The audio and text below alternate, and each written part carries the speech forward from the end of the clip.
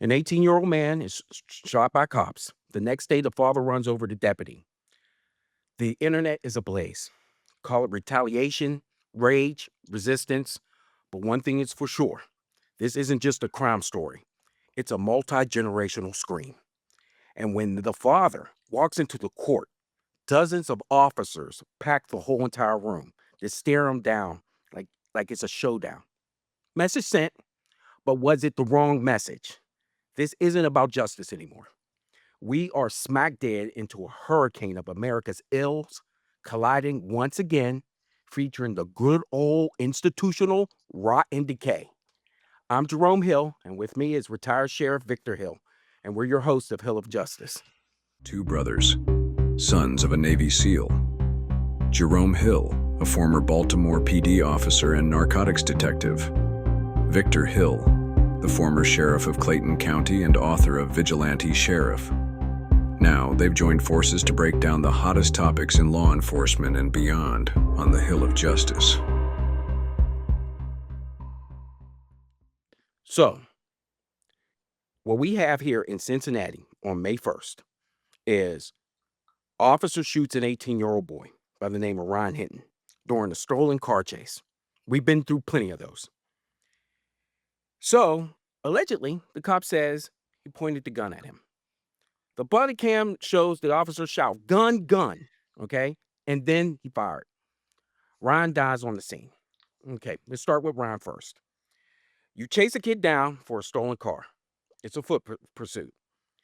He claims he pointed a gun, never fired, and now we got Tennessee versus Garner and what it says. Deadly force is the only justification if the suspect poses an immediate threat. But that's the catch, right? They said that he pointed the gun. That's immediate threat territory. We understand that. They'll say we fear for our lives. And that's the shield. The case is closed. But this is where I get totally messed up about. That fear for our lives is getting real entirely old. And this is what it's causing. Okay. It's causing this cover story for policing. And if it had time to run, if this dude had time to run, he had time to live. And where's the footage? We saw the footage. We can't get a clear grip on the footage. That's where the pause button. Do we have a pause button for lethal force? Do we have that, Keith? Well, brother, let me tell you this. This is a hard one. Tennessee versus Garner talks about whether you can shoot a fleeing felon, but he didn't have a gun in his hand. And, I did have a dear friend of mine who was chasing a guy with a gun in his hand, and that guy killed him. So, you know, that's a hard one. It's easy for us to sit here and say, okay, well, as long as the guy's running with the gun in his hand, he's not a threat, or say he is a threat. And the way the law is written, if an officer perceives a threat, he reasonably perceives a threat, that could be something. But I think that the problem we're dealing with here is a little bit deeper than whether or not it was. Every shooting, everyone's gonna always have their opinion of whether the person should have been shot or not. And I don't think people really understand what these officers are up against until they are perhaps in a citizens academy where they get to go through scenarios where they're put in those situations mock like, and then they see what it's like to deal with a situation like that and have to make a split decision. you know uh it's a very dangerous situation because if we tell officers from this point on are going to be very, very skeptical about shooting because of what happened in a situation like that. But that can also cause them to perhaps get killed or paralyzed because the one time they decide not to could be the time that the suspect turns and shoot and hurt them, like they killed a friend of mine here in Clayton County. So it's a very very delicate situation. Let me just say this before we go any further. First thing I want to do is my condolences to the family that lost a deputy. He was retired. That's tragic. As former law enforcement, we feel that. But also, my condolences to the family that lost an 18-year-old son. Absolutely. When I was sheriff, um, when my deputies, a few times that they did have to take a life, we could never not be sympathetic to the fact that regardless of what the suspect was doing, we could sit here all day and say they had no right doing it or whatever. That's still somebody's son, that's still somebody's nephew, father, etc. And no one's going to be happy about losing a loved one. And that's not the time to tell anybody, well, your son shouldn't have been there. He may not should have been there, but we still got to understand the human part of this, where they've just lost an offspring, a grandson, or whatever like that. So you always have to be sympathetic to that, whether the person is right, wrong, or indifferent. So both families are suffering right now. And with that being said, let's play some video so our viewers can, if they haven't seen it, can really get an idea of what we're talking about. And I think we'll get a chance to see a little bit of the video footage of what actually happened. Ohio, a man whose teenage son was killed by police is now accused of killing a sheriff's deputy in turn. Rodney Hinton is in jail in Cincinnati after he allegedly rammed his car into this officer, identified as Deputy Larry Henderson, a 33-year veteran of the Hamilton County Sheriff's Office, was retired technically, picked up a shift as a traffic cop for a day. It didn't turn out well. Henderson was not involved in Hinton's son's death. Tom Hansen's been following this tragic story, and we do warn you, as you may imagine, some of the footage here you're going to see is graphic. He's got a gun! He's got a gun! On your right! On your right! He's got a gun!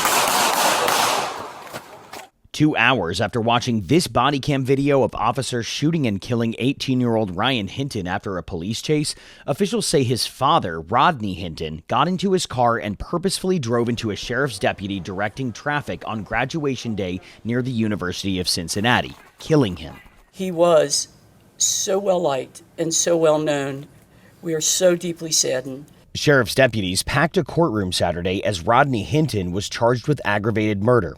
They were there in support of the fallen deputy, now identified as Larry Henderson. I understand there is a lot of sadness and a lot of anger in this room right now. The day before, Cincinnati police say they got a report of a stolen vehicle at this condominium complex. When officers arrived, 4 men suspected in the theft got out of the vehicle and fled. One of the men was Ryan Hinton. He was shot twice and killed by a police officer who says he pointed a gun at him. And he felt threatened for his life, and that's why he discharged his firearm. Investigators say they recovered this loaded gun from the scene allegedly found in Hinton's possession.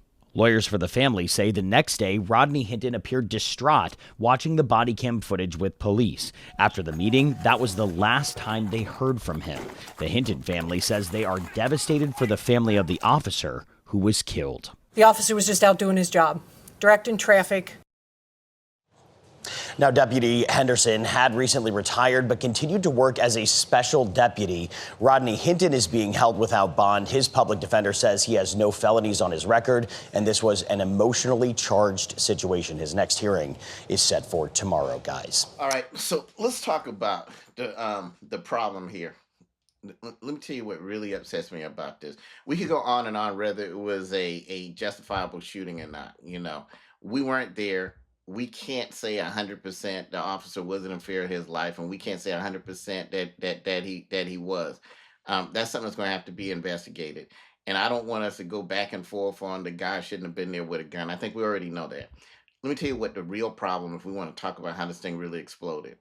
I've always thought, I don't know who came up with this craziness about when law enforcement kills someone, invite the family to the police department and show them your deputies or officers killing the people in order to, hey, look, I just want you to see this is how we killed them, and justify it. You're not going to be able to justify to a family member why you killed their son, brother, mother, uncle, whatever.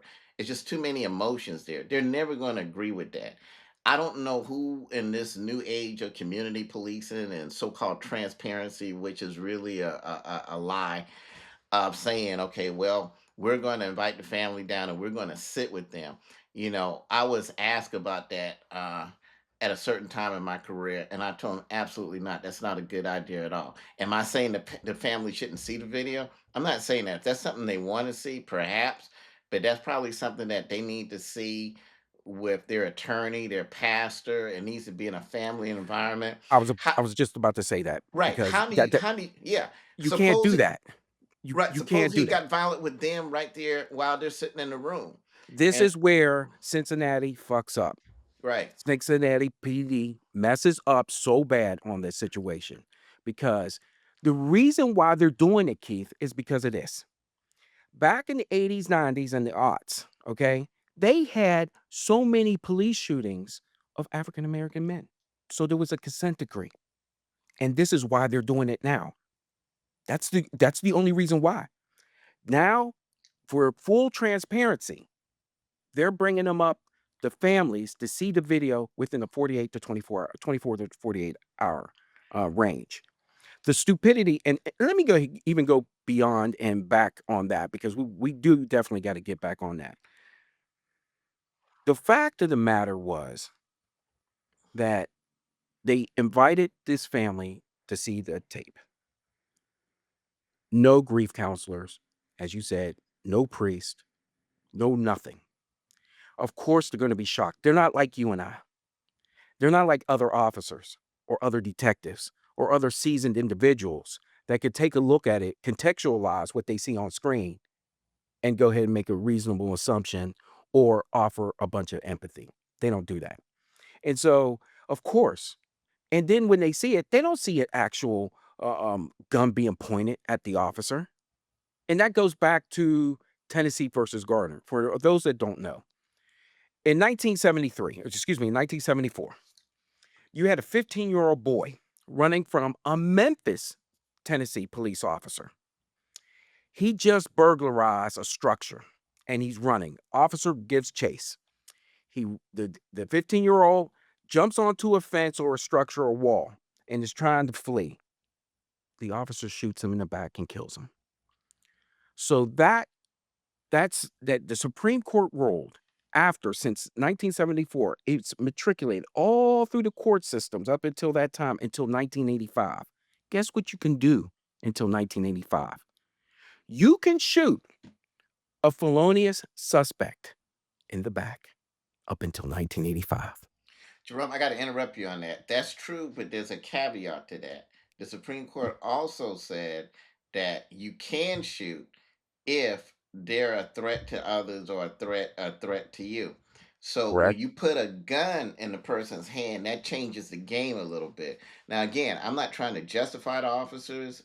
I'm not trying to justify the young man, but it's a two different situations. If you got a person running through a neighborhood with a gun in his hand, that can be considered a threat to the officer in the public because why is the gun in his hand? But I think what we're really dealing with here is okay. We see these shootings all of the time, but you said something about Cincinnati being in a consent decree. Let's just go ahead and uncover the BS that goes along with that as well too. Another person that got us where we're at today with all this tension is the media. The media is probably the true source of inciting riots, emotions, and everything. And let me tell you why. People don't want to hear this, but this is true. I'm not just saying it's true because of statistics. I'm gonna tell you, I know it's true because what happened in my county. My county is predominantly black. It's 80% black. Okay, police shoot and kill more white males every year than they shoot black males. People don't believe it. And why they That don't is believe it? statistically correct. That's statistically correct. Why they don't believe it? Because the media only covers when a black male is shot and killed. True story. In my county, my deputy shot three unarmed white men. No one said a word, not a story, not a lawsuit, nothing. Then one of my deputies, who just happens to be black, shot an unarmed black man. They indicted him for aggravated assault. I mean, it was a rush to judgment. I had preachers out in front of the sheriff's office talking about they want to see me, they demand I do something to him. And then they enhanced the video and find out it's a justified shooting and had to drop the charges on him.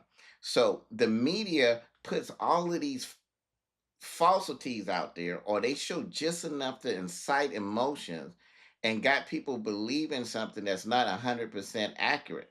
Now, am I saying every shooting is justified? Of course not. So Every this is shooting is not basically a justified. reaction Right. because No, no, no.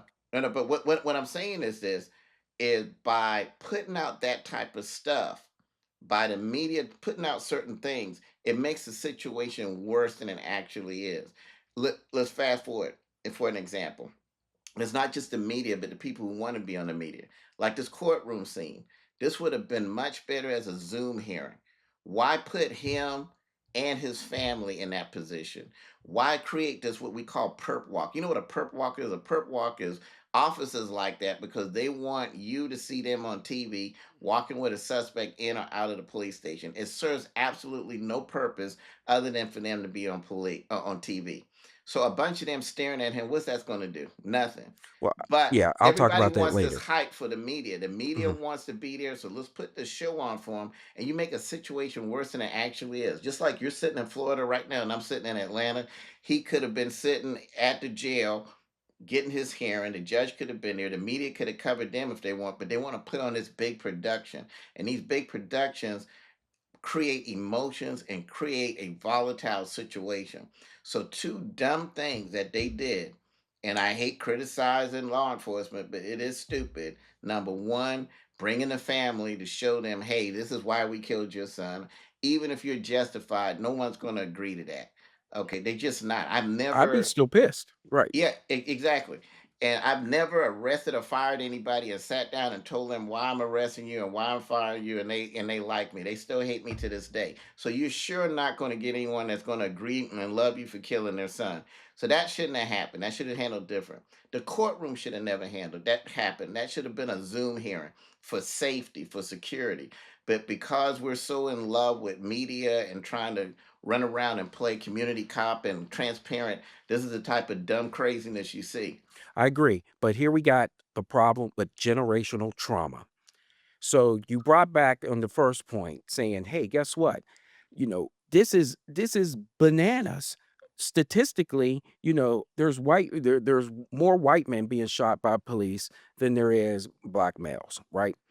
But you're talking about generational trauma from Trauma that was yesteryear all created the way by the to that. media. Trauma Well, that it was could created by the media perpetrating it. But go ahead. right. Well, okay, but my pushback is the media doesn't wear a gun either. Hmm. So that stuff, when we're talking about our big curse in the United States, our institutional racism, our racism altogether, especially in law enforcement. You and I both know about that.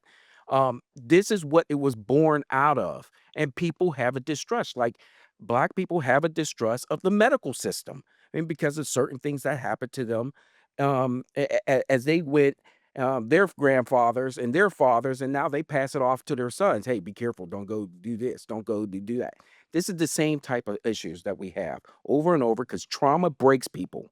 We've seen it over and over again, and families begging for justice, and the system just shrugs, and so they erupt. I'm not excusing this. I want everybody to know I am not excusing it. I I'm hear you. just explaining what the situation is. I hear you. I hear you. But I think everybody's traumatized by the medical system, Jerome. And believe it or not, believe it or not, I think there's an anti-police sentiment that's out there now that's been perpetuated by the media, and we see cops being attacked, and not just by our community, but by other communities as well too. Now it's popular. It's popular to talk back to a cop. It's popular to argue with a cop. It's popular to say, "Get your hands off me! I'm not going to jail." And you want it on film so you can get on social media. And then everybody's like, "Yeah, yeah, yeah, that's right." And that's dangerous because basically we're encouraging people to challenge the authority that's there to protect us. Now, I'm not saying that all authority is good. We know you and I know well there's corrupt cops. I fired a lot of them. We know there's corrupt prosecutors. That's a whole story we've talked about before. But it's very dangerous when we create an environment that we confront them on the street instead of in the courtroom or instead on paper. Oh, We're I putting agree. those people's lives in danger, the cops' lives in danger, and then you're taking away the very people who protect you now. I think, you know, the young man that was killed's grandfather really, really impressed me with his insight on this. And he said something interesting. He said, look, he could see the fear in his grandson and he could see that the cops were afraid. And right now, the cops are terrified. They don't know what to do. If they're in a situation and they're trained to use force, whether they're right or wrong, they're going to go through this. That's just it. And the politics is there. The media is going to hype it up. Whether it's a justified shooting or not, they're going to go through this. So now they're hesitant. And when they get hesitant, more of them get killed, or they tend not to want to do nothing at all. Hey, that's a stolen car. He may have a gun. Let him go, because if we shoot him, we got to go through this. Well, he gets away and perhaps he robs and kills somebody else. Well, now people say they're not doing their job. We've created a very, very dangerous situation with Oh, this I for agree. all parties involved. Oh, I agree. And then you add on to Excuse the me. fact that, if it is determined that he did not point a gun at him and it was just assumed on that end of it, we got another clusterfuck of problems after that. Because I here you agree. had a whole bunch of people that turned to law enforcement in the drop of a dime and said, guess what? Let's protect the blue. We're going to put up the blue wall. And then you come to find out that, oh my goodness, you know what? He assumed or he thought that a threat was going to come to him faster than what really was going on. And so again, was the threat real or was it assumed? We don't know that just yet. And it goes back to your earlier point. That video probably shouldn't have been shown to its entirety until that portion of it was dissected with technical efficiency. I And agree. I don't think it was. I agree. Yeah, because it's not clear. I agree. But You here's know, the other problem too. Here's the other problem too in law enforcement. And I'm talking to every single one of them. I saw a gun is not a cheat code to kill somebody. And that happens all the damn time. And that is, I can't tell you how many people I've chased with weapons going into alleyways, into streets at night, in graveyards, and through the projects and something like that. When I chased after them, I I had a belief system in myself that I was going to go ahead and get to my weapon before they could do anything. No one died. And I'm not saying that's my unique experience. Everybody's different, but I just wanted to put that out there. I get what you're saying. Let me tell you, man, it's a very, very difficult situation. It's easy to say what those officers saw or what they were feeling or whatever, and we just don't know. I mean, it could be an unjustifiable shooting. I'm not saying it can't be, and it could well be justifiable, but the pressure that they're under is it's just we're sending people out there to confront people who have guns. We're seeing more attacks on law enforcement. I mean, just here in Atlanta, we've had 3 officers shot in the last 2 months. One of them, they pulled up to shoot someone else while the officer was standing there. They didn't even care that a deputy sheriff was there. They were trying to kill another person. Okay, yeah, you're there. We're trying to shoot him. And guess what? They shot the cop and did not shoot the person that they were trying to shoot. As bizarre as that sounds, there's no longer any fear of law enforcement. And I know people say, well, you're not supposed to fear authority, but when you're talking about bad guys that rape, murder, and rob, if they don't have some level of fear, respect, or law enforcement, it's done. It's not just done for law enforcement; it's done for the people that law enforcement has to protect. So it's a very, very precarious situation. At the same time, we understand a father sees his son killed, and we all know. I know you know the love of a son. I mean, my nephew. I'm sure you wouldn't be pleased if the police did anything to him, and neither would I. And there's just a whole lot going on here. I see, how the Indians talk about you don't understand till you walk in another man's moccasin. This is one of these things where you got to kind of walk in everybody's shoes and see where they're coming from. Now, does that justify what happened? No, no, no, no, No, I no, think no. not. But I understand it. It may not. I'm not condoning what happened. I understand, but I believe that there are procedures that it could have been stopped. I don't think you And- should have brought this man in a room and showed him that video, and Right, then just have him walk out without some type of care or something like that. And again, I don't think that this should have been a hearing where you put that many people in there because the cops are emotional too. right. So Suppose let me they go ahead and overacted. Exactly. let me pour some gasoline into this. Let's do Okay. it. Let's get it on fire. All right. What if I told you this is the sixth shooting in greater Cincinnati in the past 9 weeks? The sixth shooting. Uh, What I would have to is it's not the numbers that worry me. It's are they justifiable that worry me. If I'm you're with out you. there just shooting folks because you got no business doing it, that worries me. But it's not the numbers. But what we got to also ask is why are those numbers rising? Is there more criminals being emboldened? Or they can't control the crime? The crime is getting out of control. Let me say this, Let's and let's I let's don't push want that to out the insult, way. and I Actually, don't want to insult Cincinnati, but let me tell you something I saw, and I hate to say this, but okay, I don't know if I saw a few, but I look at officers and I look at officers to see what type of command presence they got or whatever. sure, I'm not trying sure. to criticize the chief. I'm not trying to criticize the other lady. They seem like nice people, but they put me in the mind of somebody's grandmother. Hmm. So you're telling me you got grandmothers running law enforcement, and you're dealing with urban crime. You're dealing with robbers and killers or whatever like that. Have we thought about that might be the reason why the criminals are emboldened and they're starting to attack the cops or put themselves in situations? I don't know. Because if you run the county a certain way, that keeps a lot of stuff down because a lot of people know, hey, let's not even go there with any craziness.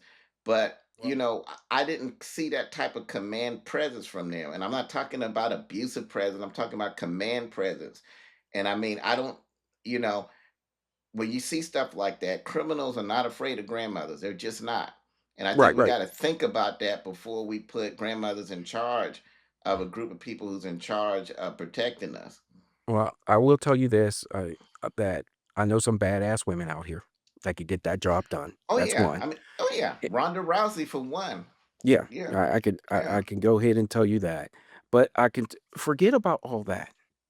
You got six shootings within 9 weeks. So let's bring up the media again. So, what type of trauma, if you're watching the news every single night, regardless if it's justified or not, what does that play in your mind each and every time? But you got to think about this now. They're very selective. Look what they do here. We have horrible media here in Atlanta. Remember, I told you my deputy shot three unarmed white men. So that goes to Right, show you. That goes to show you they're not racist. They're not only just shooting black people. There was three situations where they pulled their weapon and shot white men and they were unarmed. The media didn't say a word, not a right. word. And Yeah, then the one black person that gets shot by one of my black deputies, and they're all over it. And they right, get right. him indicted or whatever. Well, when the media plays things, they play it a particular way in order to incite emotions. They don't care anything about the results. They would have loved it if there was a fight in the courtroom. That way they could get it on film and they could get their ratings up.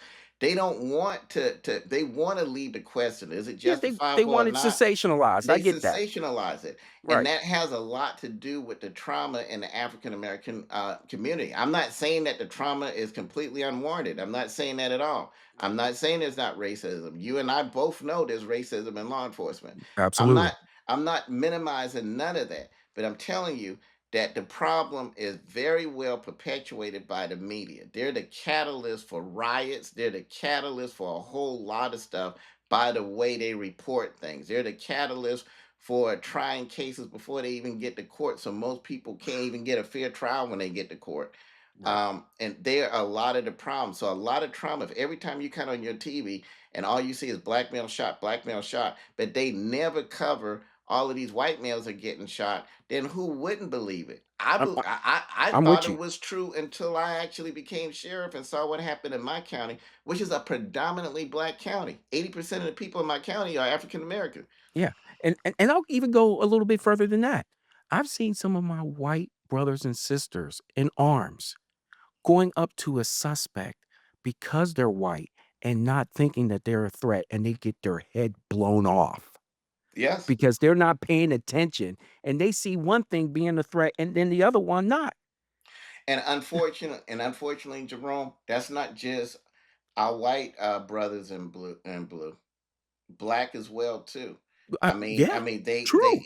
there is there's this thing out here that in this country, everyone, not just white, even black, feels threatened by black males.